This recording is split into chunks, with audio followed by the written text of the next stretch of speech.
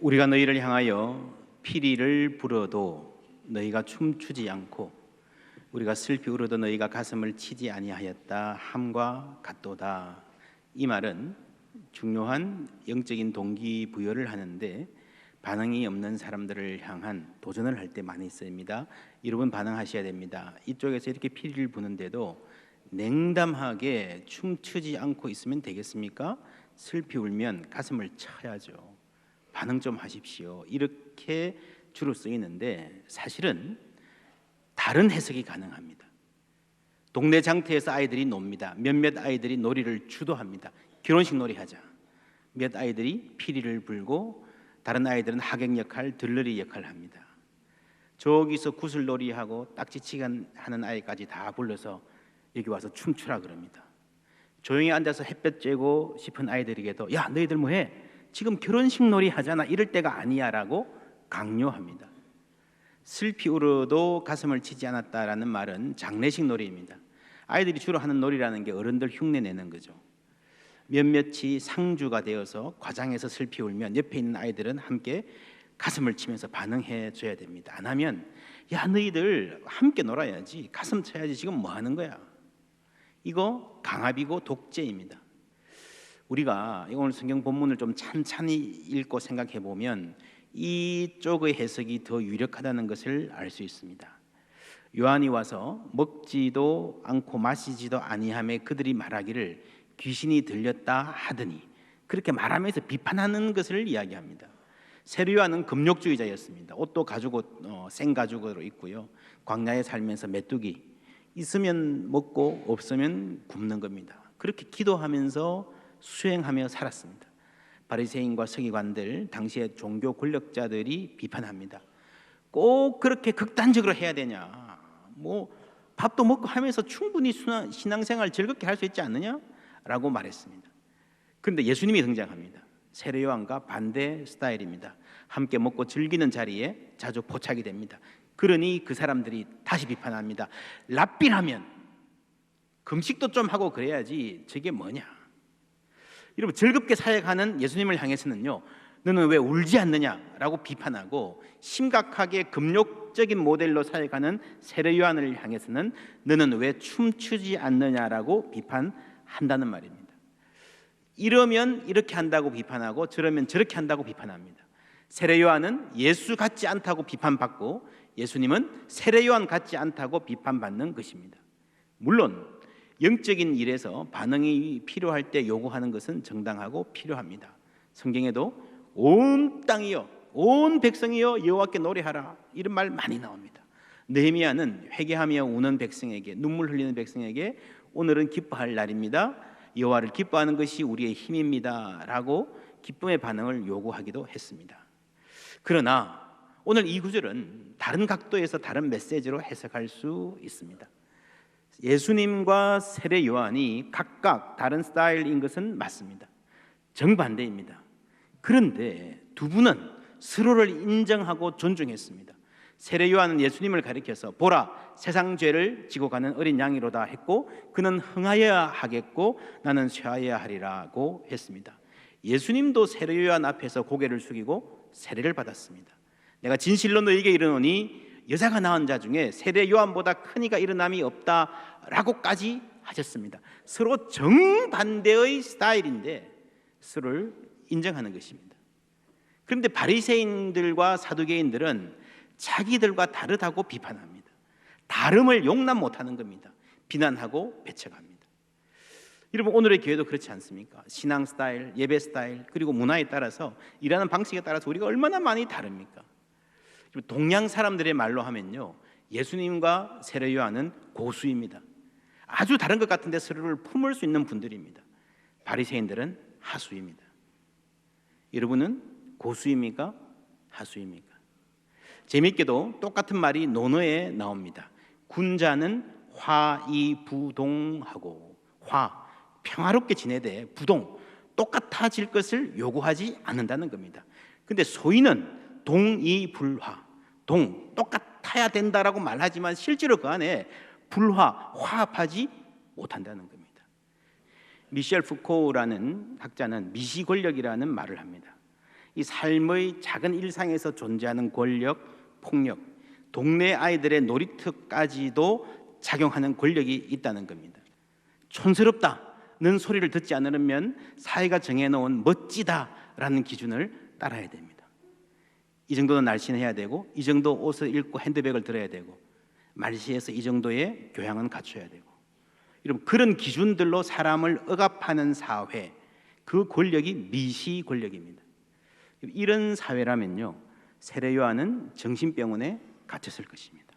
그러니까 가장 창조적인 사람, 여자가 낳은 사람, 모든 사람 중에 가장 뛰어난 사람이라고 예수님 말씀하셨던 그 사람을 비정상적으로 몰고 사회에서 매장시키는 것입니다. 예수님은 어땠을까요? 마가복음 3장 21절, 예수의 친족들이 듣고 그를 붙들러 나오니 이는 뭐라고요? 그가 미쳤다 하미니라. 내가 이해 못하면 미쳤다 그러는 거예요. 어떤 기준을 정해놓고 그걸 벗어나면 미쳤다 그러는 거예요. 제외하는 거예요. 그러니까 여러분, 사람의 다양성을 인정하지 못하는 사회라는 겁니다. 평화가 무엇입니까? 이런 가족 한번 생각해 보십시오. 형제 자매들이 어머니와 함께 있습니다. 제달제달 떠들고 까불기도 하고, 그러다가 뭐 치고 받기도 하고 울기도 하고, 그러면서 웃기도 하는 그런 집안이 있어요. 근데 띵동 소리가 나면서 아버지가 들어옵니다.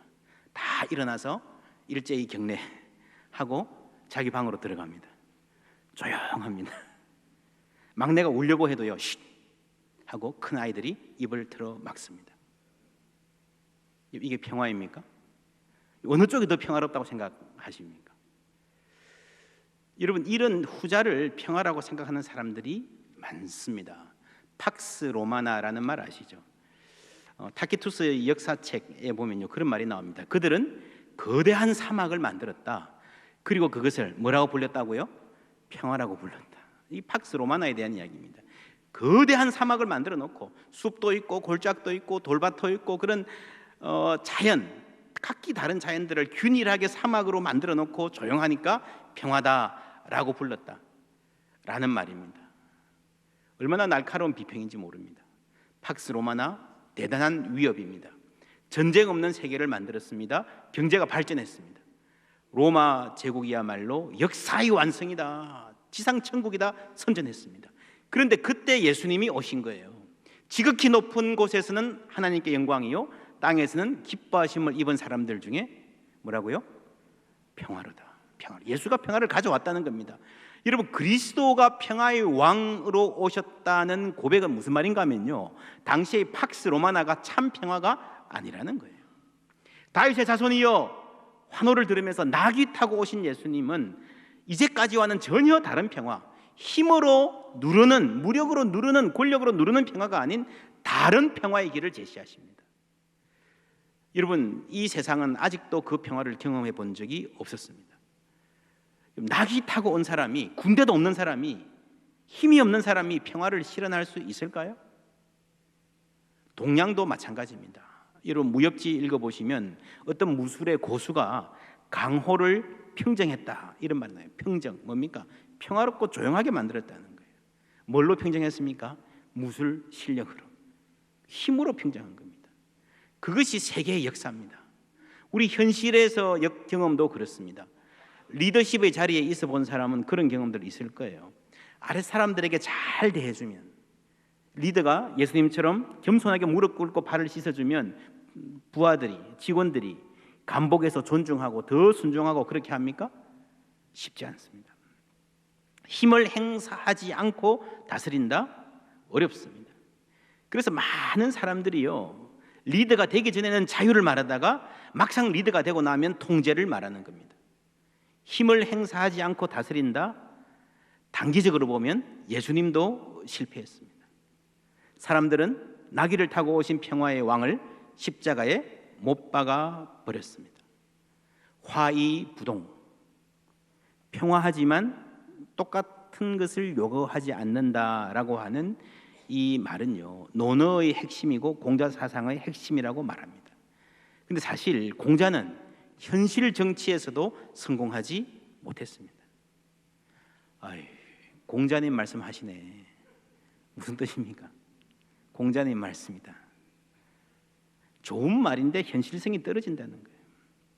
중국 역사의 현실에서도요, 동이불화, 힘으로 다스리는 패권 정치가 승리했고 공자는 평생 유랑학자로 떠돌아야 했습니다. 그런데 그런 무술의 고수들, 패권 정치의 승리자들을 우리는 기억하지 못합니다. 현실 정치에서 실패한 공자는 아직도 세계인들의 존경을 받고 있습니다. 여러분, 우리가 이제 앞으로 다가오는 시대는 이 화이부동의 가치, 다양성의 문화를 심각하게 고민해야 될 때입니다. 한국은 더욱 그래야 됩니다. 여러분, 한국의 근대화 과정이 표준화의 과정이라고 해도 과언이 아닙니다. 옛날엔 집들이 다 다르게 생겼잖아요. 그죠? 마을의 집들이. 지금은 다 몰아서 똑같은 규격화된 아파트에, 세계 아마 아파트에 사는 비율이 가장 높은 게 한국일 것입니다. 사람들의 문화도 그렇습니다. 똑같은 드라마 보고 똑같은 옷 입고, 교육에서도 정답을 맞추기 위해서 모범 답안을 달달 외우는 교육이 됐습니다. 그러다 보니까 아이들 한 명 한 명이 가진 독특한 개성을 존중해주고 그 결에 따라 키우는 교육이 상실됐습니다. 너는 왜 수학 못하니? 너는 왜 영어 못하니? 안 되겠다. 그러면서 누르는 동안에 아이들이 자기 나름의 개성이 상실됐습니다. 전부 다 다르고 독특한 아이들을 하나의 잣대로 재단해 버리니 여러분, 천재를 바보로 만드는 교육이 되었는지도 모르겠습니다. 여러분, 지난주에 그랬습니다. 아이 하나 키우기 위해서 뭐가 필요하다고요? 온 마을이 필요하다. 이런 부모가 아무리 훌륭해도, 아무리 좋은 교실에서 좋은 교과서를 가르쳐도 그것만으로 안 됩니다. 사람은 다양한 사람들을 만나보고 듣고 영향받고 자라는 것입니다. 삼촌도, 동네 형들, 이모도 있고요. 이런 선생 저런 선생 만나보기도 하고, 동네에는 똑똑한 사람도 있고 약간 모자란 사람도 있어야 됩니다. 이런저런 사람들과 섞여 살면서 삶이 이루어지고 교육이 되는 것입니다. 우리가 공동체라는 말을 많이 하는데, 좋은 공동체가 되려면 개인의 다름, 그 독특성을 존중해 줘야 됩니다. 개인에 대한 존중이 없으면 집단주의입니다. 공동체가 아닙니다. 그래서 한국 사회는 건강한 개인주의의 확립도 필요합니다. 제가 미국에 한 20년 가까이 살다가 한국에 돌아와 보니까요, 많은 변화가 눈에 띄는데 그 중에 하나가 명절이 없어진 것입니다. 지금 명절이라는 게 달력에 있고 부모님께 가기는 가는데, 젊은 사람들 얘기 들어보면요, 명절은 그냥 몸만 살짝 왔다 가는 거예요. 명절은 없고 연휴일 뿐입니다. 그냥 노는 거죠. 여러분, 심각한 공동체의 상실입니다. 요즘 젊은이들이 너무 개인주의적 아니야? 맞습니다. 그리고 틀립니다. 명절이 되면 어른들이 모이면 질문하잖아요. 너 취직 언제 하니? 공무원 시험 공부한다면서? 어떻게 돼가니? 취직하면 뭐라 그럽니까? 너 언제 시집 가니? 언제 국수 먹여줄래? 시집 가면 애 안 낳니? 애 낳고 나면 집 사야지, 뭐 하는 거야? 끝도 없는 질문. 그래도 예전에는요, 이 친척들이 함께 살거나 왕래가 잦았을 때는 그런 대로 이런 질문들이 이해가 갔습니다. 근데 지금은요, 그런 질문 쑥 하는 어른들 보고 이 젊은이들이 누군지도 몰라요. 엄마, 저 사람 누구야? 누군지도 모르고 1년에 한두 번 얼굴 보는 사람이 뭐 개인적인 질문을 할 때 얼마나 당황스럽겠습니까? 이해해 줘야 됩니다. 그래서 우리가 그 개인의 공간, 개인의 숨쉴 공간을 존중해 주어야 됩니다. 그래야 공동체가 활력이 생기는 거예요. 꽃들이 각기 다른 모습으로, 각기 다른 빛깔로 아름다운 정원을 만들어가는 것과도 같습니다. 한국은 이 근대화 과정을 압축적으로 겪으면서 이 건강한 개인주의를 제대로 확립 못했기 때문에 오히려 공동체가 더 급속하게 무너지는 경향이 있습니다. 심각한 문제입니다. 개인이 숨쉴 공간을 허용해 주어야 합니다. 여러분, 기독교는 출발이 파격이었습니다. 랍비라는 사람이 세리와 죄인들과 어울리며 밥 먹는 파격, 당시 사람들이 감당하기 힘들었고요, 미쳤다고 손가락질했고요, 십자가에 못 박기까지 했습니다. 그리고 그 제자들은, 초대교회 교인들은 그 파격성을 따랐습니다. 유대인 그리스도인들이 이방인 그리스도인들과 함께 한 자리에서 밥을 먹은 것입니다. 이것이 당시 유대인들로서는 경악할 일이었습니다. 상상하기 힘든 일이었습니다. 그래서 그리스도인 내부에서도 의견이 갈렸습니다. 이방인들이 예수를 믿어도 우리와 한 자리에 앉으려면, 진짜 하나님의 백성이 되려면 할례를 받게 해야 된다. 그런 목소리들, 유대주의자들의 목소리입니다. 동의불화, 할례를 받아서 똑같아지지만 화합할 수는 없는 사이가 됩니다. 이에 맞서서 바울 같은 분은 아닙니다. 이방인들은 할례 받지 않은 채로 자기들이 살던 그대로 살면서 하나님의 백성 아브라함의 자손일 수 있습니다 했습니다. 이게 화이부동이죠. 화합하여 살지만 똑같아질 필요는 없습니다. 나더러 할례 받으라 하지 마시오. 유대 기독교의 중심인 야고보, 베드로, 요한과 이방 기독교를 대표하는 바나바와 바울이 이 문제를 풀기 위해서 만난 기록이 갈라디아서 2장에 나옵니다. 여러분, 이 만남은 아주 중요한 만남이었습니다. 이 만남이 결렬되었다면 교회가 두 개로 쪼개어질 위기였습니다. 그런데 다행히 양쪽이 서로를 인정하는 아량을 보였습니다. 어떻게 그럴 수 있었을까? 갈라디아서 2장 9절 함께 읽을까요? 또 기둥같이 여기는 야고보와 게바와 요한도 내게 주신 은혜를 알므로 나와 바나바에게 친교의 악수를 하였으니 우리는 이방인에게로 그들은 할례자에게로 가게 하려 함이라. 이들이 어떻게 친교의 악수를 할 수 있었습니까? 내게 주신 뭘요? 은혜를 알므로. 내게 주신 은혜를 알므로. 저 사람하고 나하고 생각이 달라요. 생각이 다를 뿐 아니라 솔직히 하는 것도 사사건건 마음에 안 들어. 그런데 부인할 수 없는 것은요, 하나님께서 저 사람에게 은혜를 주신 것 같아요. 하나님이 저분을 사용하시는 것 같아요. 그러니까 인정하는 것입니다. 하나님, 나는 저 사람 인정 못하겠습니다. 그러나 하나님은 인정합니다. 하나님께서 저분을 받아들이셨다면 나도 받아들이겠습니다. 여러분, 탕자의 비유 핵심도 그것 아닙니까? 다른 사람들, 생각이 다르고 일하는 방식이 다르고 말하는 방식이 다르고 좋아하는 예배 스타일도 다릅니다. 서로 다른 사람들이 서로 화합할 수 있는 방법이 뭡니까? 내게 주신 뭘 알므로? 은혜를 알므로. 상대방에게 하나님이 은혜 주셨다는 사실을 알면요, 하나님께 초점을 맞추면 할 수 있습니다. 동의불화, 똑같은 것 같은데 같이 할례를 받고 하나 되자, 이런 별로 다를 것 없는데도요 불화하는 사람이 있습니다. 그게 소인이에요. 화이부동, 다양성을 인정하면서 상대를 존중하면서 평화를 이루어 간다는 점에서 공자와 성경이, 바울이 아주 비슷합니다. 결정적인 차이는 여기에 있습니다. 내게 주신 은혜를 알므로. 공자는 화이부동을 인격 수양으로 해결하려 했습니다. 성경은 하나님께 초점 맞추라고 말합니다. 하나님의 은혜에 대한 감각이 있으면요, 우리는 화합할 수 있고 평화를 이룰 수 있을 줄 믿습니다. 은혜가 있어야 교제의 악수를 할 수 있습니다. 은혜의 샘, 평화의 길. 은혜가 있어야 평화가 가능합니다. 그래서 은혜에 대한 감각이 있는 사람은 다르게 살게 되어 있습니다. 여러분, 전쟁이 왜 일어납니까? 옳기 때문에 일어나요.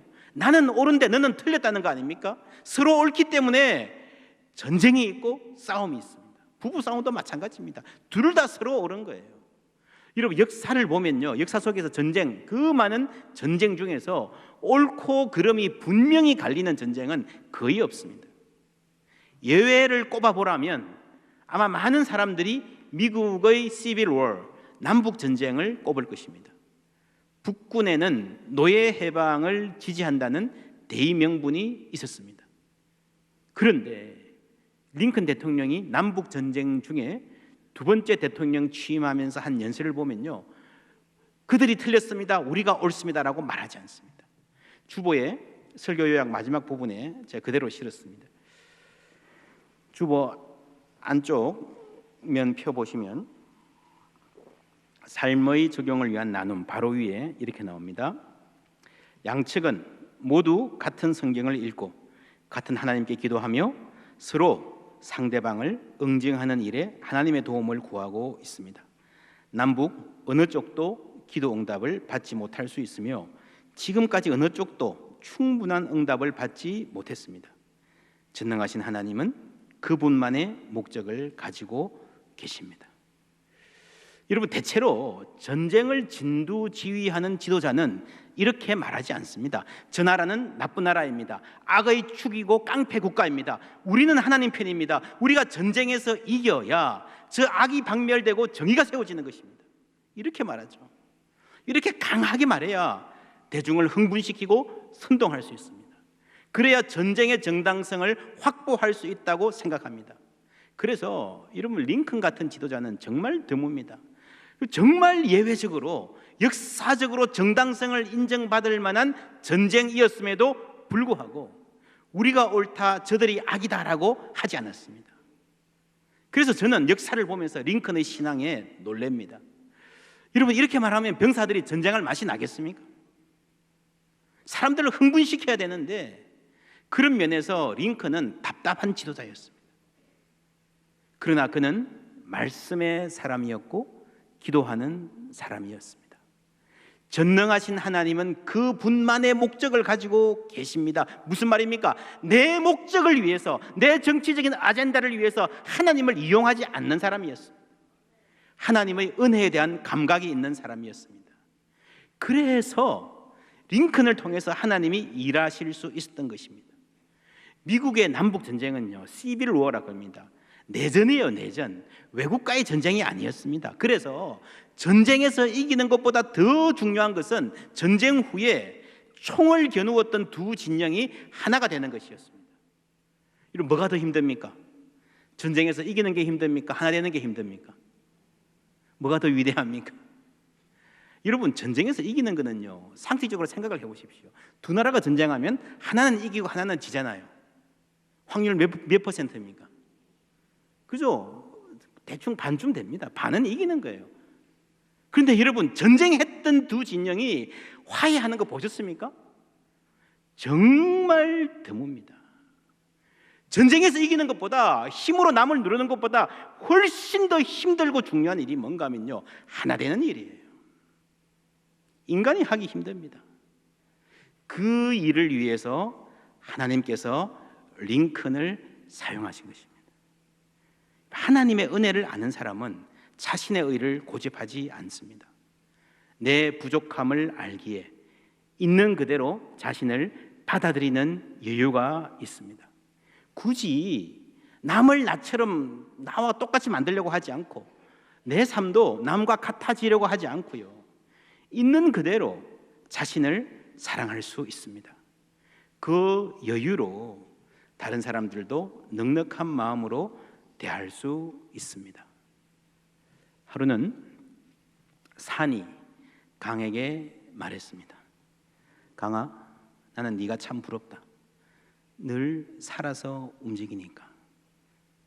산이 강에게 대답합니다. 무슨 소리야? 산아, 나는 네가 늘 부러웠어. 한자리에 의젓하게 변함없이 서 있는 그 모습이. 강에는 강의 삶이 있고 산에는 산의 삶이 있습니다. 나에게는 나의 숨결이 있고 너에게는 너의 호흡이 있습니다. 같아질 필요 없습니다. 다른 채로 우리는 용납할 수 있고 서로 사랑할 수 있습니다. 그 사랑이라야 나 자신도 사랑할 수 있는 것입니다. 하나하나의 꽃이 다 다른 모양, 다른 빛깔을 갖고 있기에 아름다운 꽃밭을 이루듯이 다르기 때문에 우리는 하나 되어 더 아름다운 모습으로 하나님께 영광 돌릴 수 있습니다.